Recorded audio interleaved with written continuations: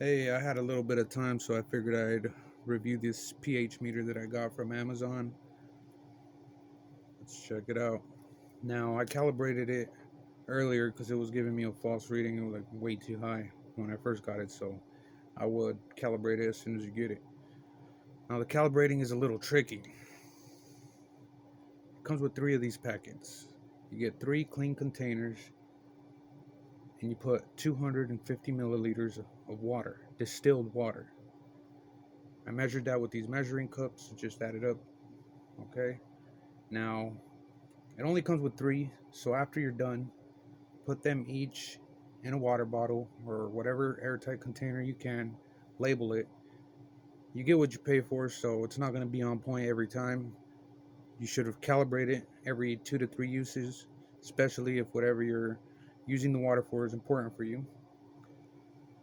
Now, when you calibrate it, you put this, it should be pretty good right now. It's not always on point exactly, but a lot of the times it's been.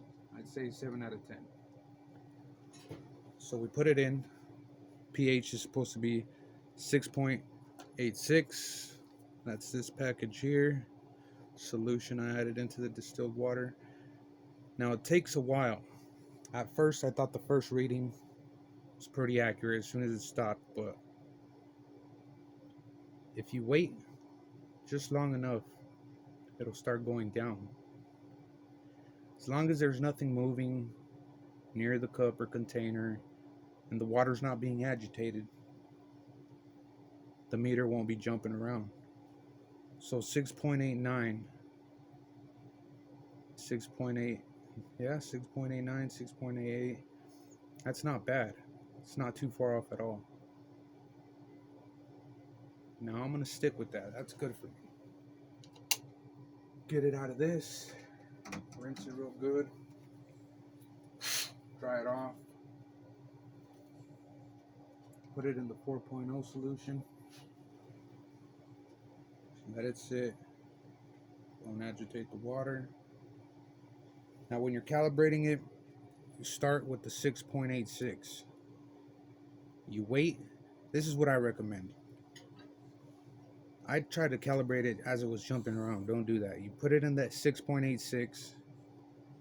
You wait. If it's off and it reads 7.2, when you touch it, don't calibrate it if it's not at 7.2. If it's too far off, hold it still, wait till it gets back to 7.2 and calibrate it, because that's what it's thinking the water's pH is at. So you want to calibrate it at that so it learns that it is now 6.86. Here, 4.01, it's perfect. Like I said, you agitate it, it jumps around. So if you were calibrating it, you would want it to go back to the number that it sat at the longest. I go to calibrate it, it's jumping around. Want to hold your finger there until it's close to it, like there. Hold calibrate for 5 seconds and bam. Good product. Just got to calibrate it every 2 to 3 uses.